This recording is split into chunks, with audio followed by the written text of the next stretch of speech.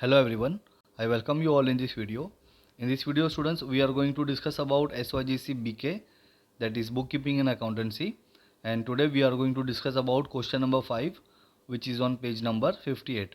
Alright, previously मैंने आप लोगों के लिए फाइनल अकाउंट का बेसिक्स 3 पार्ट में हमने फिनिश किया है एंड उसके बाद में question number 1, question number 3 and question number 4 ये ऑलरेडी मैंने आप लोगों के लिए अपलोड किया हुआ है।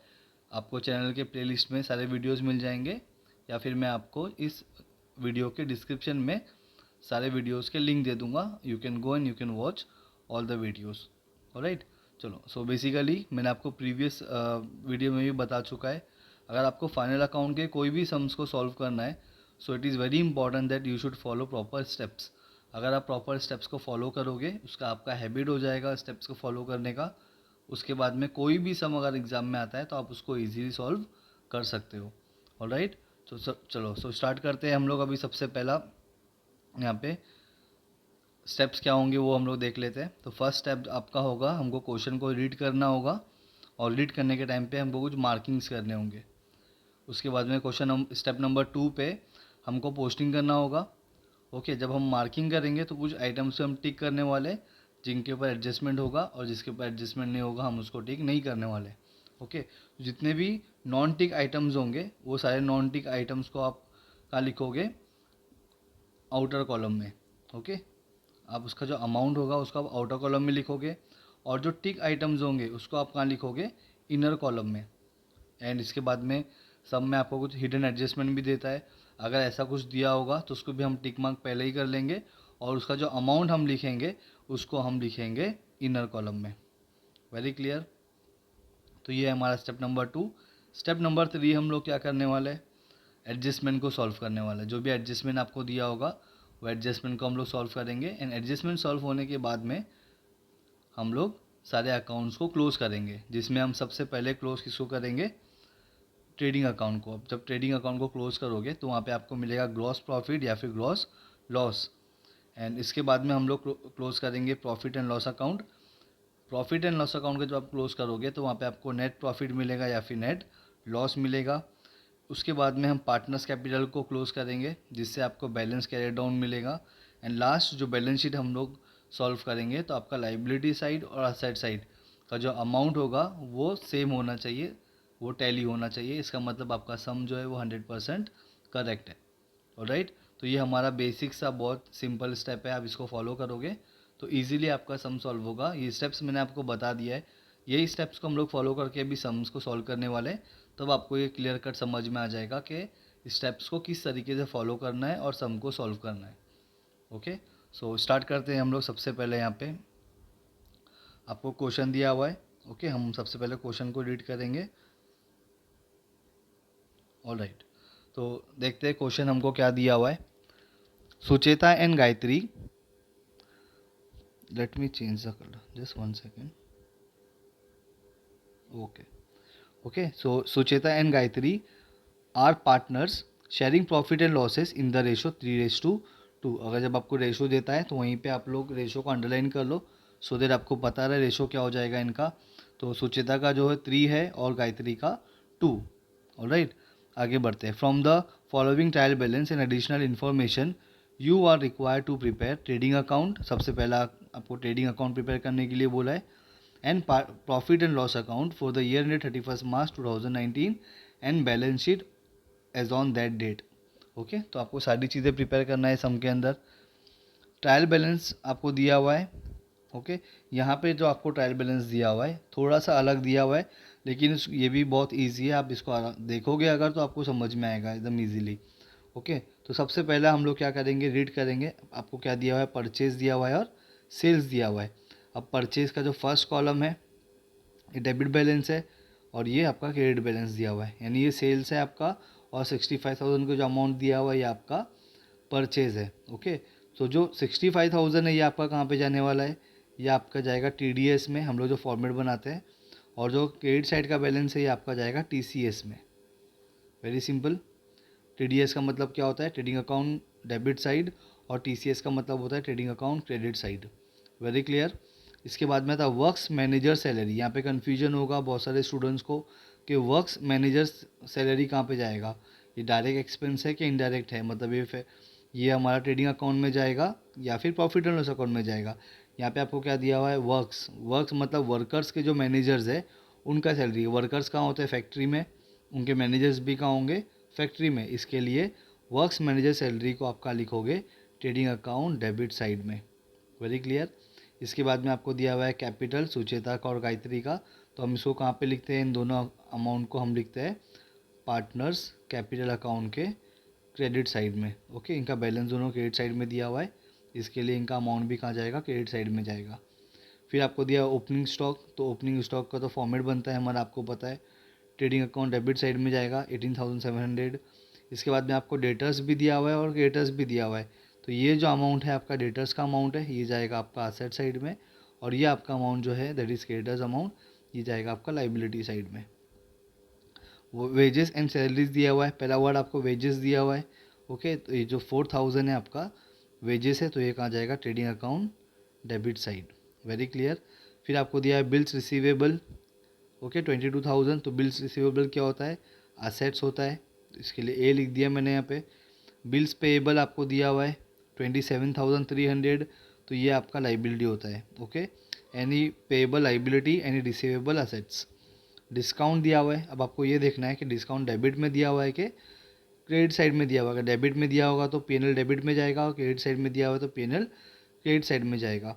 अब यहाँ पे आप देखोगे तो डिस्काउंट हमको दिया हुआ है क्रेडिट साइड में, इसके लिए ये हमारा क्या होगा, ये हमारा प्रॉफिट होगा। इसके लिए हम इसको कहाँ लिखेंगे, profit and loss account credit side. Okay, इसका यहाँ पे कौन सा रूल अप्लाई होगा, नॉमिनल का, debit all expenses and losses, credit all income and gains. Very clear. अब आएगा मोटिव पावर आपको दिया हुआ है। मोटिव पावर मतलब फैक्ट्री का एक्सपेंस है, डायरेक्ट एक्सपेंस, तो ये कहाँ जाएगा, आपका TDS साइड में जाएगा। ओके, 13,1,350 TDS में लिखेंगे हम। TDS का मतलब क्या होता है, trading account debit side. Custom duty, ये भी हमारा फैक्ट्री एक्सपेंस है, डायरेक्ट एक्सपेंस, तो TDS में जाएगा। इंटरेस्ट दिया हुआ है, अब आपको देखना है कि डेबिट में दिया हुआ है कि क्रेडिट में दिया हुआ है। डेबिट में दिया होगा तो डेबिट साइड में जाएगा पीएनएल के, क्रेडिट साइड में दिया है तो क्रेडिट साइड में जाएगा। यहाँ पे आप देखोगे तो 1,300 कहाँ पे दिया हुआ है आपको, क्रेडिट साइड में दिया हुआ है, इसके लिए आपका जाएगा profit and loss account credit side. Very simple. इसके बाद में आपको दिया हुआ है अनप्रोडक्टिव वेजेस। अनप्रोडक्टिव मतलब वो वेजेस जो प्रोडक्शन से रिलेटेड नहीं है। अगर सिर्फ वेजेस बोलता तो कहाँ लिखते हैं हम लोग, TDS में। ओके, प्रोडक्टिव वेजेस बोलता तो भी कहाँ लिखते हैं, TDS में। लेकिन ये क्या बोला है, अनप्रोडक्टिव वेजेस, यानी ये फैक्ट्री से रिलेटेड नहीं है, ये ऑफिस एक्सपेंस है, इसके लिए हम इसको कहाँ लिखेंगे, profit and loss account debit side. Okay, इसके बाद में आपको दिया हुआ है ऑडिट फीस, तो ये भी जाएगा आपका पीएनएल डेबिट साइड में। रेंट दिया हुआ है, ये भी आपका जाएगा पीएनएल डेबिट साइड में। कन्वीनियंस कहाँ जाएगा, ये भी जाएगा आपका पीएनएल डेबिट, ऑफिस एक्सपेंस है। गुडविल आपका होता है एसेट्स। इसके बाद में आपको दिया है कॉपीराइट, ये भी होता है एसेट्स। बिल्डिंग भी हमारा एसेट्स होता है। पार्टनर्स लोन, यानी सुचेता से लोन लिया हुआ है, तो ये क्या होगा, लाइबिलिटी होगा, तो ये 6150 क्या है हमारा, लाइबिलिटी है। Investment, any investment assets. फिर आपको दिया हुआ है कैश एट बैंक, ये भी होता है हमारा असेट्स। ओके, तो ये हमारा क्वेश्चन को रीड करके और ये मार्किंग किया। अभी हमको एक स्टेप और बाकी है हमारा मार्किंग का, वो है एडजस्टमेंट को। यहीं पे हम लोग देख लेंगे कौन सी चीज़ कहाँ पे जाने वाली है, सो दैट आपको डाउट ना रहे कुछ भी। Stock on 31 March 2019 was valued at ₹19,700। तो ये बहुत ही सिंपल से एडजस्टमेंट है। इसके दो इफेक्ट होते हैं, पहला तो हम लोग लिखते हैं TCS में, ट्रेडिंग अकाउंट क्रेडिट साइड में, और दूसरा जाता है असेट साइड में। ओके, और इसको हम लोग क्या बोलते हैं, इंडिपेंडेंट एडजस्टमेंट, जिसका इफेक्ट किस पे नहीं जाएगा, डायरेक्ट इनका पोस्टिंग हो जाएगा। एक पोस्टिंग होगा TCS में और दूसरा होगा असेट्स में। Very clear. इसके बाद में आपको दिया है goods costing ₹3,000 distributed as free sample. तो यहाँ से आपका गुड्स जा रहा है, और जब भी गुड्स जाता है तो पहला इफेक्ट हमारा कहाँ होता है, TCS में होता है, और गुड्स जाने की वजह से आपको एक्सपेंस हो गया। एक्सपेंस हम लोग कहाँ लिखते हैं, profit and loss account debit side में लिखते हैं। Very clear. चलो, इसके बाद में बोलता है motive power include ₹500 paid for deposit of power meter. ये इंपॉर्टेंट है, इसको ऐसा स्टार मार्क कर लो पहले तो आप। इसका मतलब यहीं पे हम लोग समझ लेते हैं और बाद में जब सम को सॉल्व करने लगेंगे वहाँ पे मैं आपको फिर से बता दूंगा कि किस तरीके से करना है, बट यहाँ पे पहले हम इसको समझ लेते हैं। क्या दिया हुआ है देखो, मोटिव पावर इंक्लूड्स ₹500। तो मोटिव पावर में 500 रुपये इंक्लूड है। पेड फॉर डिपॉजिट, जो हमने पे किसके लिए किया था, डिपॉजिट के लिए, ऑफ पावर मीटर, मतलब डिपॉजिट के लिए जो अमाउंट हमने पे किया वो अमाउंट को हमने गलती से कहाँ पे इंक्लूड कर दिया हुआ है, मोटिव पावर पे। तो पहले मोटिव पावर देखो कहाँ दिया हुआ है हमको, यहाँ पे, यहाँ दिया हुआ है। ओके, तो मोटिव पावर पर मैं क्या करता हूँ, एक टिक मार्क करके रख लेता हूँ सो दैट मुझे याद रहे। Very clear. तो मोटिव पावर पे एडजस्टमेंट दिया हुआ है। अब जब मैं 1350 लिखूंगा तो ये अमाउंट मैं इनर कॉलम में लिखूंगा क्योंकि इस पर टिक मार्क दिया हुआ है। Very clear. सो इसका जनरली इसका इफेक्ट क्या होगा, यहीं पे हम लोग सीख लेते हैं पहले। तो एडजस्टमेंट नंबर थर्ड जो है आपका, इसके दो इफेक्ट्स क्या होने वाले, मोटिव पावर आप जब लिखोगे तो वहाँ पे इस 500 को आप करोगे लेस, ये माइनस हो जाएगा 500 आपका, और ये 500 का सेकेंड इफेक्ट आप कहाँ दिखाओगे, असेट साइड में दिखाओगे। ओके, क्योंकि आपका क्या होगा, असेट्स होगा, आप क्या लिखोगे वहाँ पे, डिपॉजिट। Okay, very simple. तो दो इफेक्ट क्या होगा, less from motive power, second effect जाएगा असेट साइड में। Very clear. I hope you understood. कुछ भी डाउट होगा आप कमेंट सेक्शन में पूछ सकते हो, और सेम एडजस्टमेंट को हम लोग फिर से डिस्कस करने वाले हैं, डोंट वरी। ओके, चलो सो अभी आगे का देखते हैं हम लोग, आगे कौन सा दिया हुआ है हमको, एडजस्टमेंट नंबर 4। ये तो बहुत सिंपल है, डेप्रिसिएशन दिया हुआ है, क्या करना है, लेस फ्रॉम असेट्स, बिल्डिंग में से हम लोग लेस कर देंगे। सेकेंड इफेक्ट कहाँ जाएगा इसका, profit and loss account, debit side. तो हमें भी क्या करना है, बिल्डिंग पे जाना है, यहाँ पे दिया हुआ है बिल्डिंग, स्पेसिफिक एक बार आप टिक मार्क कर लो सो दैट आपको ये मालूम रहे कि इस पर एडजस्टमेंट दिया हुआ है। ओके, अभी तक हमने दो चीज़ पे टिक मार्क किया है, एक तो मोटिव पावर, यहाँ पे आप लोग उसको टिक मार्क करके रखो आपकी बुक में, क्वेश्चन आपके सामने होना चाहिए। ठीक है, ये होने के बाद में हमारा फिफ्थ जो एडजस्टमेंट है वो क्या दिया हुआ है देखो, सबसे पहले आपको दिया हुआ है राइट ऑफ ₹2000 फॉर बेड डेप्ट। तो बेड डेप्ट हम लोग क्या लिखते हैं यहाँ पे हमेशा, न्यू बेड डेप्ट, ये हमारा क्या होता है, न्यू बेड डेप्ट। ओके, इसके बाद में क्या बोलता है, maintain RDD at 3% on debtors. तो यहाँ पे हम ये क्या है हमारा, न्यू RDD। वेरी सिंपल, इतना लिख के आप छोड़ दो इसको। आगे देखो, लास्ट इंपॉर्टेंट है बहुत ज़्यादा, क्या दिया हुआ है देखो, bills receivable include dishonoured of bill of ₹4000। मतलब बिल्स रिसीवेबल मतलब वो पैसा जो आपको मिलने वाला था बिल का, बट अभी क्या हो गया है इसके अंदर, डिसऑनर्ड हो गया है। तो अभी यहाँ पे हमको क्या करना पड़ेगा, जो भी बिल रिसीवेबल है, पहले तो जाओ बिल रिसीवेबल पे जाके टिक मार्क करो सो दैट आपको ये मालूम रहे कि इस पर एडजस्टमेंट है। अब यहाँ पे क्या करना होगा देखो, जब हम बिल रिसीवेबल को असेट साइड में लिखेंगे, टोटल अमाउंट आपको कितना मिलने वाला था, 22,000, जिसमें से 4,000 का डिसऑनर्ड हो गया। तो 22,000 में से 4,000 माइनस हो जाएगा आपका, और माइनस होने के बाद में सेकेंड इफेक्ट आप कहाँ दिखाओगे इसका, आप इस अमाउंट को डेटर्स में जाके ऐड कर दोगे। ओके, क्यों ऐड करोगे, क्योंकि बिल का पैसा आपको नहीं मिला, लेकिन ऐसा तो नहीं है कि आप ये पैसा आपका डूब चुका है, या आपको पैसा मिलेगा। क्यों मिलेगा, क्योंकि बिल है सामने वाले के पास। ओके, आपके पास बिल है, इसके लिए पैसा आपको मिलेगा, लेकिन फ़िलहाल जो डेट था वो डेट पे आपको बिल नहीं मिला, बिल का अमाउंट नहीं मिला। तो हम क्या करेंगे, बिल्स रिसीवेबल में से इसको माइनस कर देंगे, और सेकेंड इफेक्ट कहाँ लिखेंगे, डेटर्स में हम इसको ऐड करेंगे। Very clear. चलो, सम को जब सॉल्व करेंगे तो आपको ऑटोमेटिकली सारी चीज़ें समझ में आ जाएगी। Very clear. चलो अब आगे बढ़ते हैं हम लोग।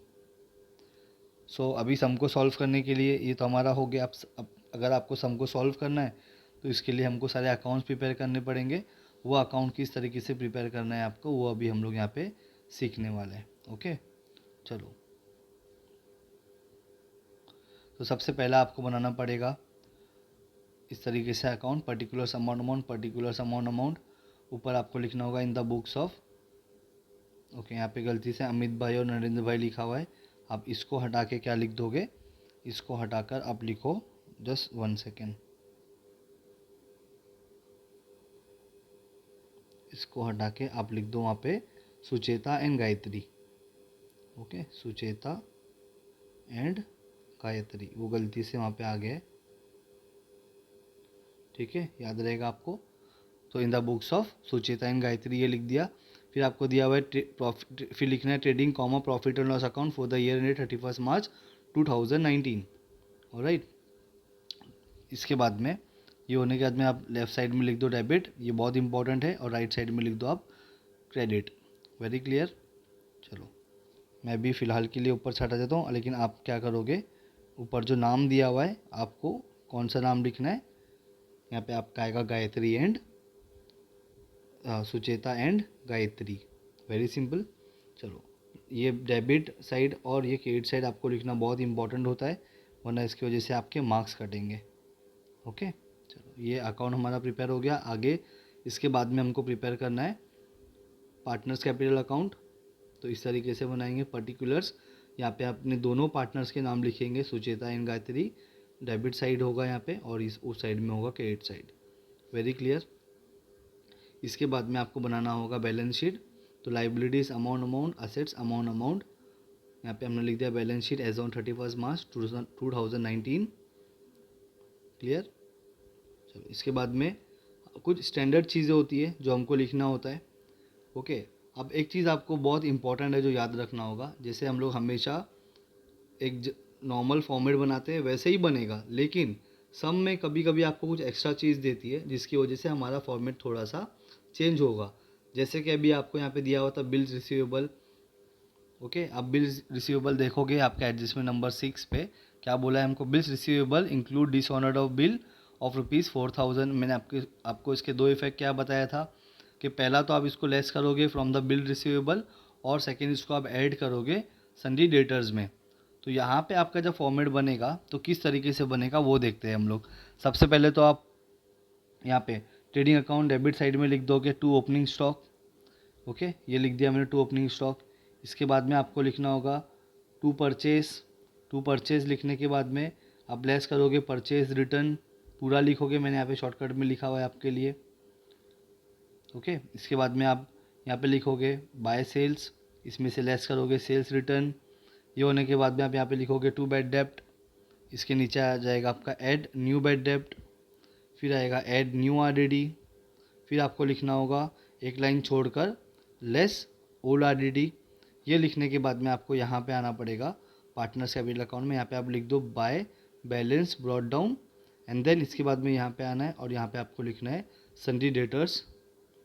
ओके, अब मैंने आपको बताया था सन्डी डेटर्स में आप क्या करने वाले हो, बिल्स रिसीवेबल डिसऑनर्ड आपको दिया है, इस वजह से आपको यहाँ पे बिल का जो अमाउंट ऐड करना पड़ेगा। तो हम लोग स्टार्टिंग में ही यहाँ पे हम लोग लिख के रख देते हैं, क्योंकि हमने क्वेश्चन को रीड किया हुआ है, हमको पता है कि क्या एंट्री होने वाली है उसकी। तो मैं यहाँ पे क्या करता हूँ, सन्डी डेटर्स में ऐड ऑलरेडी कर देता हूँ बिल्स रिसीवेबल डिसऑनर्ड। फिर इसके बाद में एक लाइन छोड़कर मैं यहाँ पे लिखता हूँ जनरल, जो हमारा फॉर्मेट होता है हमेशा वो अब मैं यहाँ पे लिखूँगा लेस न्यू आरडीडी, एक लाइन छोड़कर लेस न्यू लेस, पहले लिखेंगे लेस न्यू बैड डेप्ट, फिर एक लाइन छोड़कर आप लिखोगे less new RDD. Very clear. Okay, so इतना होने के बाद में इतना आपको पहले फॉर्मेट को रेडी कर लेना है। अगर बिल रिसीवेबल नहीं दिया होता हमारे सम में, तो हम यहाँ पे जो लेस न्यू बैड डेप्ट और लेस न्यू आरडीडी है हम उसको यहाँ ऊपर लिखते हैं। ओके, ये आता ही नहीं, जो आपका ऐड बिल्स रिसीवेबल डिसऑनर्ड है ये हम लिखते ही नहीं यहाँ पे। ओके, तो ये आपको मालूम होना चाहिए कि सम कौन सा दिया हुआ है, सम का फॉर्मेट कौन सा है, और फॉर्मेट और सम के हिसाब से जनरल एडजस्टमेंट के हिसाब से किस तरीके से हमारा फॉर्मेट में चेंजेस होगा। अगर आपको बिल रिसीवेबल डिसऑनर्ड नहीं दिया होता तो हमारा जो नॉर्मल सा हम लोग हमेशा फॉर्मेट बनाते हैं उसी तरीके से हमारा फॉर्मेट बनता। Very clear. अब हम लोग स्टार्ट करेंगे पोस्टिंग। ओके, अब अगर देखोगे आप पोस्टिंग में सबसे पहले आपको दिया हुआ है परचेस, तो आप परचेस पे जाओ, यहाँ पे लिख दो अमाउंट दिया हुआ है 65,000। इसके बाद में आपको दिया है सेल्स, तो सेल्स का अमाउंट लिख दो 1,85,500। उसके नीचे आपको दिया हुआ है वर्क मैनेजर सैलरी, वो आएगा TDS में, ट्रेडिंग अकाउंट डेबिट साइड, तो लिख दो उसको यहाँ पे अमाउंट कितना दिया हुआ है वो भी लिख दो 2,300। इसके बाद में आपको दिया हुआ है कैपिटल, तो कैपिटल तो हम लोग यहाँ लिखेंगे, ऑलरेडी हमने तो यहाँ लिखा हुआ है बाय बैलेंस ब्रॉट डाउन, तो सुचेता के कॉलम में आ जाएगा, और गायत्री के कॉलम में। सुचेता का दिया हुआ है 75,000 और गायत्री का दिया हुआ है 40,000। Very clear. इसके बाद में हमको दिया हुआ है ओपनिंग स्टॉक। तो देखो ओपनिंग स्टॉक तो ऑलरेडी हमने यहाँ पे लिखा हुआ है, हमको इसका अमाउंट सीधा आउटर कॉलम में लिख देना है 18,700। ओके, इसके बाद में हमको बोला है डेटर्स एंड क्रेडिटर्स। तो डेटर्स का अमाउंट हम लोग यहाँ पे ऑलरेडी लिखा हुआ है, तो डेटर्स का अमाउंट यहाँ पे लिख देंगे। देखो 47,500 ये लिख दिया मैंने। इसके बाद में आपको सन्ड्री क्रेडिटर्स लिखना है, लाइबिलिटी साइड में लिखना है। यहाँ से आपको कुछ 5-6 लाइन आप छोड़ दो, उसके बाद में आप यहाँ पे लिखो क्रेडिटर्स। अमाउंट कितना दिया हुआ है आपको 35,000 दिया हुआ है, तो यहाँ पे आउटर कॉलम में जाएगा 35,000। Very clear. इसके बाद में आपको दिया है बिल्स रिसीवेबल, और बिल्स रिसीवेबल होता है हमारा असेट्स, तो उसको आप असेट साइड में लिख देंगे। सॉरी, बिल रिसीवेबल नहीं है, वेजेस एंड सैलरीज दिया हुआ है, तो वेजेस हमारा TDS में लिखते हैं, तो यहाँ पे मैंने लिख दिया। अमाउंट कितना दिया हुआ है 4,000, तो ये भी लिख दिया। इसके बाद में आपको दिया हुआ है बिल्स रिसीवेबल, और बिल्स रिसीवेबल होता है हमारा असेट्स, तो इसको हम लिखेंगे असेट साइड में। बट आप देखोगे तो हमने वहाँ पे टिक किया था मतलब ये है कि उसके ऊपर एक एडजस्टमेंट दिया हुआ है, तो इसके लिए आप एक लाइन छोड़ दोगे और अमाउंट को आप कहाँ लिखोगे, इनर कॉलम में। ठीक है, इनर कॉलम में लिखो क्योंकि इसके ऊपर टिक मार्क दिया हुआ है। उसके बाद में आपको क्या दिया है बिल्स पेएबल, और पेएबल जो होता है वो लाइबिलिटी होता है, तो हमने लाइबिलिटी साइड में लिख दिया। इसका अमाउंट आपको दिया हुआ है टोटल 27,300, तो वो मैंने यहाँ पे लिख दिया। Very clear. इसके बाद में आपको दिया है डिस्काउंट, तो हमने क्या लिखा है PNL क्रेडिट साइड में जाएगा, तो हम यहाँ पे लिख देंगे। ओके, बट याद रखो ये जो टू बैड डेप्ट है इसके सामने वाला अपोजिट का जो लाइन है, ये लाइन इसको हमको ब्लैंक छोड़ना है। ओके, ये लाइन को छोड़ के हमको ब्लैंक छोड़ के उसके नीचे हमको लिख देना है पहला इनकम जो भी होगा। तो बाय डिस्काउंट लिख दिया, कितना डिस्काउंट मिला है 400 का, तो 400 लिख दिया। इसके बाद में आपको दिया है मोटिव पावर, तो आप यहाँ पे लिख दोगे TDS में मोटिव पावर। इसके ऊपर टिक मार्क है, इसके लिए इसका अमाउंट का लिखेंगे हम लोग इनर कॉलम में, दैट इज़ ₹1350। ये होने के बाद में आपको क्या दिया हुआ है कस्टम ड्यूटी, तो कस्टम ड्यूटी भी आप यहाँ पे लिख दोगे एक लाइन छोड़कर। टू कस्टम ड्यूटी अमाउंट कितना दिया हुआ है आपको उसका, दैट इज़ ₹1,500। ऑलराइट, एंड इसके बाद में हमको दिया है इंटरेस्ट, तो इंटरेस्ट जाएगा हमारा profit and loss credit side में। बाय इंटरेस्ट अमाउंट कितना है 1,300। ओके, फिर आपको दिया है अनप्रोडक्टिव वेजेस, PNL डेबिट में जाएगा, तो यहाँ पे लिख दिया मैंने अनप्रोडक्टिव वेजेस। अमाउंट कितना दिया हुआ है 3,000। Very clear. इसके बाद में आपको बोला है ऑडिट फीस, तो वो भी जाएगा PNL डेबिट में। अमाउंट जो दिया हुआ अमाउंट लिख दो 2,500। इसके बाद में आपको दिया हुआ है रेंट, रेंट भी हमारा होता है profit and loss debit side में। टू रेंट लिखा, अमाउंट इसका आउटर कॉलम में जाएगा बिकॉज कोई भी टिक मार्क दिया हुआ नहीं है, 1,800। इसके बाद में आपको कन्वीनियंस दिया हुआ है, तो लिख दिया PNL डेबिट में कन्वीनियंस। अमाउंट कितना है वो भी लिख दो आउटर कॉलम में 2,000 रुपीज़, बिकॉज कोई भी एडजस्टमेंट दिया हुआ नहीं है। अब आप देखोगे तो उसके बाद में आपको दिया हुआ है गुडविल, अमाउंट 25,000, तो गुडविल हमारा एसेट्स होता है, अमाउंट सीधा आउटर कॉलम में आ जाएगा 25,000। गुडविल के बाद में आपको दिया है कॉपीराइट, तो ये भी हमारा एसेट्स होता है, अमाउंट दिया हुआ है 20,000, तो लिख दिया 20,000। बिल्डिंग, बिल्डिंग भी हमारा एसेट्स होता है, बट आप देखोगे तो बिल्डिंग पे डेप्रिसिएशन दिया हुआ है, मतलब एक एडजस्टमेंट दिया हुआ है, तो बिल्डिंग का जो अमाउंट है वो मैं इनर कॉलम में लिख देता हूँ। ओके, तो ये मैंने इनर कॉलम में लिख दिया, दैट इज़ ₹88,000। इसके बाद में आपको पार्टनर्स लोन दिया हुआ है, ब्रैकेट में बोला सुचेता, मतलब बिजनेस ने सुचेता से क्या लिया हुआ है लोन। अगर लोन लेते हैं तो पे करना होगा, और एनी पेएबल लाइबिलिटी, इसके लिए हम उसको यहाँ पे लिख देंगे लाइबिलिटी साइड में सुचेता लोन। क्लियर। इसके बाद में हमको दिया इन्वेस्टमेंट, होता है हमारा असेट्स। ओके, इन्वेस्टमेंट क्या होता है हमारा असेट्स। सुचेता का लोन कितना था 6150, वो लिख दिया। ओके, अब आ जाओ इन्वेस्टमेंट पे। इन्वेस्टमेंट कितना दिया हुआ है 40,000 का, सीधा आउटर कॉलम में जाएगा। कैश एट बैंक दिया हुआ है एसेट्स, ये भी कहाँ अमाउंट जाएगा, ये भी एसेट्स है हमारा, अमाउंट कितना है 26,000। राइट, तो यहाँ पे हमारा पोस्टिंग वाला पार्ट जो था वो फिनिश हो गया है। अब हम लोग सॉल्व करेंगे एडजस्टमेंट को। तो आपको जो पहला एडजस्टमेंट दिया हुआ है वो है stock on 31 March 2019 was valued at ₹19,700। तो उसका पहला इफेक्ट क्या होगा, ये पहले TCS में जाएगा, अमाउंट लिख दो इसका आउटर कॉलम में 19,700। इसके बाद में सेकेंड इफेक्ट इसका आएगा असेट साइड में, ये तो बहुत ईजी है, सबको पता होगा। तो ये हमारा हो गया यहाँ पे पहला adjustment finish. Very clear. Okay, इसके बाद में सेकेंड एडजस्टमेंट दिया हुआ हमको goods costing rupees 3000 distributed as free sample, मतलब गुड्स को आपने एडवर्टाइजमेंट करने के लिए फ्री में डिस्ट्रीब्यूट किया, लेकिन गुड्स तो गया आपके पास से। अगर गुड्स जाएगा तो कहाँ लिखेंगे हम लोग, TCS trading account credit side में, तो लिख दिया goods distributed as free sample. कितना अमाउंट है इसका, 3000।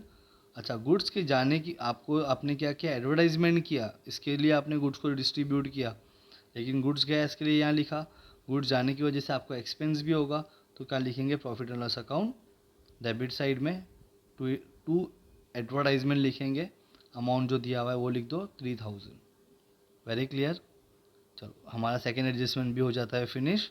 इसके बाद में आपको क्या दिया है, motive power include ₹500 paid for deposit of meter power meter, मतलब मीटर पावर के लिए आपने जो डिपॉजिट पे किया था वो कहाँ पे इंक्लूड हो चुका है, मोटिव पावर में, तो हम माइनस करेंगे उसको। तो मोटिव पावर देखो हमने यहाँ पे लिखा हुआ है ऑलरेडी, तो पहला हम इसको लेस करेंगे, डिपॉजिट कितना अमाउंट है 500, आउटर में कितना जाएगा 850, तो 500 का पहला इफेक्ट हमने दिखा दिया। सेकंड, यहाँ से माइनस हो गया, तो सेकंड हमारा कहाँ जाएगा, असेट में जाएगा, तो इसको हम असेट साइड में लिख देंगे। डिपॉजिट फॉर मीटर अमाउंट कितना है, 500 रुपीज़। Very clear. आगे बढ़ते हैं। इसके बाद में डेप्रिसिएट बिल्डिंग एट 5% बोला है आपको, तो 5% आपको डेप्रिसिएट करना है। तो बिल्डिंग का अमाउंट कितना है, बिल्डिंग का अमाउंट आपको दिया हुआ है, दैट इज़ रुपीज़ 88,000। 88,000 का 10% होता है 88,800, और उसका आधा कर देंगे तो हम लोग को वो अमाउंट कितना होता है, that is rupees 4,400। Very clear. 88,000 में से 4,400 को माइनस करोगे आप, तो आएगा 83,600। ओके, और इसका सेकेंड इफेक्ट कहाँ दिखाओगे आप लोग, profit and loss account debit side में लिखोगे, to depreciation on building amount जो है आपका 4,400 वो आपने लिख दिया। Very clear. आगे बढ़ेंगे, तो ये एडजस्टमेंट नंबर 4 भी हमारा कंप्लीट हो गया। अब जब आप 5 पे आओगे तो यहाँ पे थोड़ा सा आपको कॉम्प्लिकेटेड लगेगा, बट बहुत इजी है, आपको सिर्फ आपका दिमाग थोड़ा यूज़ करना है यहाँ पे। सो अब ध्यान से देखेंगे हम लोग। आपको पहला क्या बोला है, राइट ऑफ ₹2000, यानी हमारा बैड डेप्ट है, न्यू बैड डेप्ट। तो देखो, न्यू बैड डेप्ट हम एक यहाँ पे लिखते हैं P&L डेबिट साइड में, दूसरा यहाँ लिखते हैं असेट साइड में। तो ये जो अमाउंट है, पहले आप यहाँ पे 2000 यहाँ पे दिखा दो और 2000 यहाँ पे दिखा दो, वेरी सिंपल। तो पहला काम हो गया हमारा। उसके बाद में हमको क्या बोलता है, maintain RDD at 3% on debtors, मतलब डेटर्स पे बोलता है, लेकिन अब आप देखोगे अगर, तो हमको बिल्स रिसीवेबल का एडजस्टमेंट पहले करना पड़ेगा, फिर जो अमाउंट आएगा उसमें से आप 2000 को माइनस करोगे, एंड देन इसके बाद में जो अमाउंट आपको आएगा उस पर आप निकालोगे 3%। ओके, इसका मतलब ये है कि न्यू RDD हम अभी लिख नहीं सकते हैं। ओके, अभी पहले हमको क्या करना पड़ेगा, पहले हमको उसके नीचे का जो एडजस्टमेंट दिया हुआ है, एडजस्टमेंट नंबर 6, वो सॉल्व करना पड़ेगा, एंड देन उसके बाद में हमको न्यू RDD का अमाउंट निकालना होगा। ओके, आई होप समझ में आया होगा। स्टिल कुछ भी डाउट होगा तो आप मुझसे पूछ सकते हो कमेंट सेक्शन में। ओके, मैं आपको एक्सप्लेन कर दूंगा फिर से, डोंट वरी। क्या दिया हुआ है देखो, bills receivable include dishonour of bill of ₹4,000। तो इसका मैंने दो इफेक्ट क्या बताया था, एक तो हम लोग लेस करेंगे फ्रॉम बिल्स रिसीवेबल। इसका मतलब क्या होता है, देखो बिल्स रिसीवेबल मतलब कुछ पैसा आपको मिलने वाला है जिसका बिल आपके पास है, बट वो पैसा आपको मिला नहीं है, मिलने वाला है। तो वो पैसा जब आपको मिलेगा तो आपके लिए आपके पास कैश आ जाएगा, लेकिन क्या हो गया, 4,000 का जो आउट ऑफ 22,000 4,000 का बिल आपको नहीं मिला। आज का डेट था, से एग्जांपल आज ही का डेट था मिलने का, वो नहीं मिला। तो आपको क्या करना पड़ेगा, इसमें से माइनस करना पड़ेगा, नहीं मिला तो लेस डिसऑनर्ड करेंगे, 4,000 आउटर में जाएगा 18,000।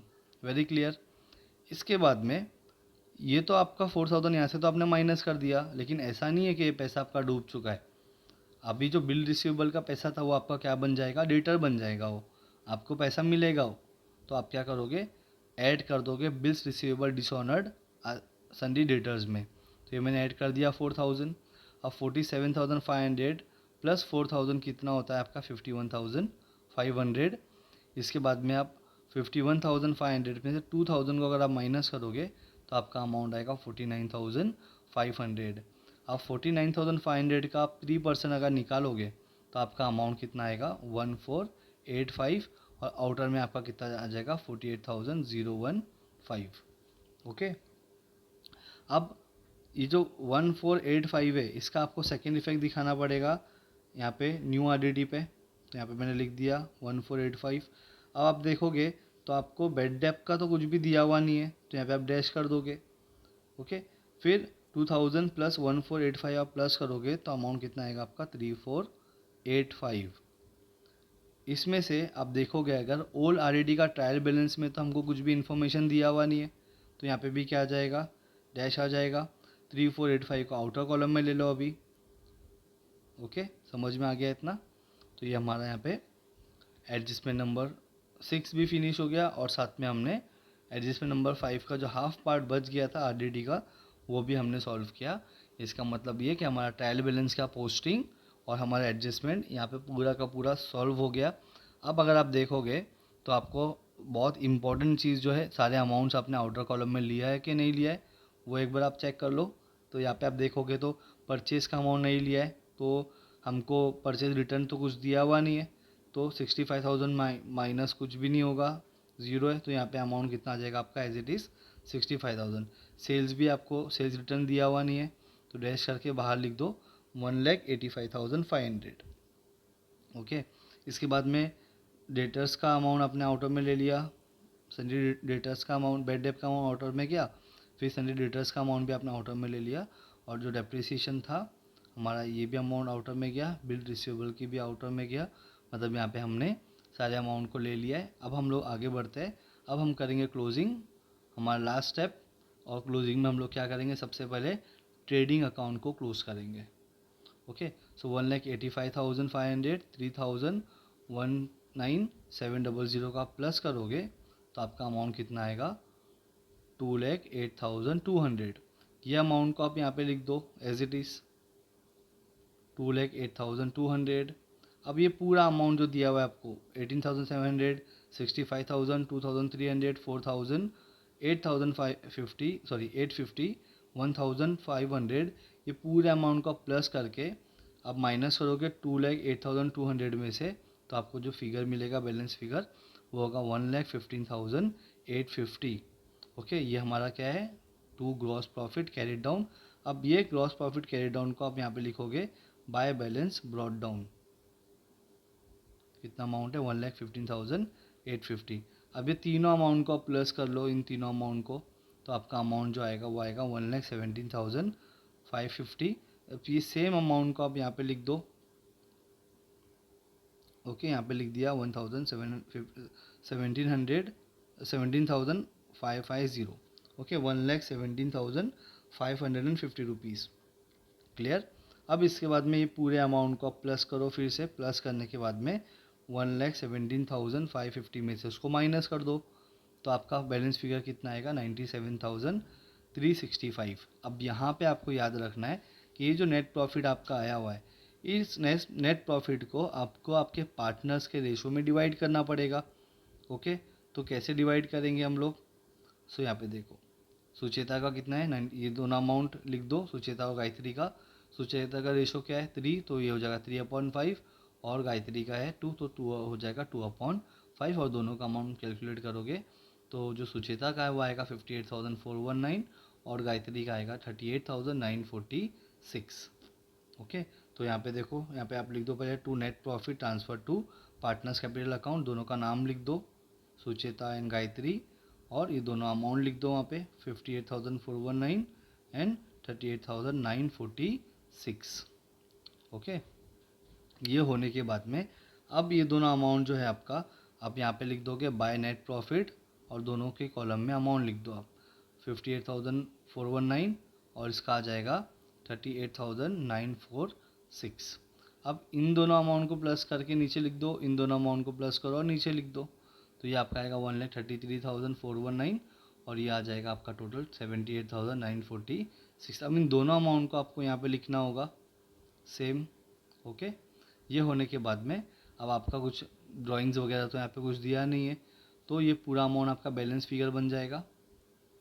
ओके, तो कितना हो गया यहाँ पे, क्या लिखोगे इसको, टू बैलेंस कैरिड डाउन। अब ये दोनों अमाउंट को आप यहाँ पे लिख दोगे टू पार्टनर, यहाँ पे डायरेक्ट लिखना होगा आपको partners capital Sucheta and Gayatri, तो ये लिख दिया। अमाउंट कितना है 1,33,419 और इसका है 78,946। इन दोनों को प्लस करो और आउटर में अमाउंट लिख दो, दैट इज़ ₹2,12,365। ओके, अब ये अमाउंट प्लस 35,000, 27,300, 6,150, इन चारों अमाउंट को प्लस करोगे आप तो आपका आएगा 2,80,815। और इस असेट साइड को जब आप प्लस करोगे तो आपका आएगा 2,80,815। इसका मतलब ये है कि आपका सम यहाँ पे टैली होता है। Okay, so I hope you understood the entire discussion. Again I am repeating, खाली यहाँ पे एक मिस्टेक हुआ था हमसे, तो यहाँ पे आपका क्या आ जाएगा, यहाँ पे आएगा Sucheta and Gayatri. Okay, that's it. बाकी का पूरा सम हमारा करेक्ट है और हम लोगों का सम टैली भी होता है। So I hope you understood the entire discussion. आपको कुछ भी डाउट होगा, कुछ भी नहीं समझ में आया होगा, then don't worry, you can ask me in comment section.